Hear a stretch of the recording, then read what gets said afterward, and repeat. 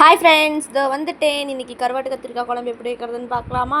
இதுக்கு கொஞ்சமாக எண்ணெய் விட்டு கடுகு போட்டுக்கோங்க. அது டப்புன்னு வெடிச்சதும் சின்ன வெங்காயத்தை குட்டி குட்டியாக கட் பண்ணி வச்சுருக்கோம்ல, அதை போட்டு நல்லா வதக்குங்க. அப்புறம் கருவேப்பிலை போட்டுக்கோங்க. கருவாட்டு குழம்பு, மீன் குழம்புக்கெல்லாம் பூண்டும் சின்ன வெங்காயமும் நிறைய சேர்த்திக்கிட்டு டேஸ்ட் நல்லாயிருக்கும். அப்புறம் அது நல்லா வதங்கினதும் 2 தக்காளி கட் பண்ணி வச்சுருக்கேன், அதுவும் ஆட் பண்ணிவிட்டு அப்புறம் கத்திரிக்காய் கட் பண்ணி வச்சுருக்கோம் இல்லையா, அதை போட்டு வதக்குங்க.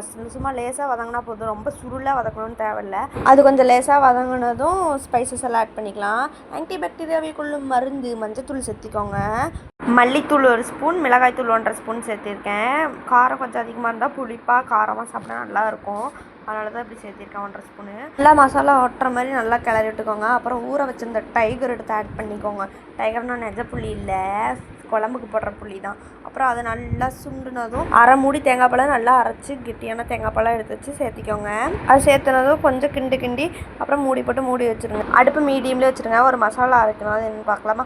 1 ஸ்பூன் வெந்தயம், 1 ஸ்பூன் மிளகு எடுத்துக்கோங்க. அதை லைட்டாக ரோஸ்ட் பண்ணிவிட்டு நல்லா பொடியாக்கி வச்சுக்கோங்க. அப்புறம் நம்ம வாஷ் பண்ணி வச்சுருக்கோம் இல்லையா கருவாடு, நான் இன்றைக்கி சாலை கருவாடு தான் எடுத்திருக்கேன். இதுக்கு நெத்திலி கருவாடில் செஞ்சால் இன்னுமே சூப்பராக இருக்கும். அது எல்லாத்தையும் போட்டுட்டு அந்த பொடியும் ஆட் பண்ணிடுங்க. நல்லா மூடி போட்டு கொதிக்க விடுங்க. பார்த்திங்களா, எண்ணெய் தனியாக குழம்பு தனியாக பிரிஞ்சுருக்கு. எண்ணெய் பாருங்கள் அப்படியே ஓரத்தில் கட்டியிருக்கு. அவ்வளோதான், குழம்பு ரெடி. கொத்தமல்லி தழை போட்டு இறக்கிட்டு சுட சாதத்தோடு போட்டு சாப்பிடுங்க, சூப்பராக இருக்கும். யாருக்கெல்லாம் கருவாடு பிடிக்கும்னு கமெண்ட் பண்ணுங்கள்.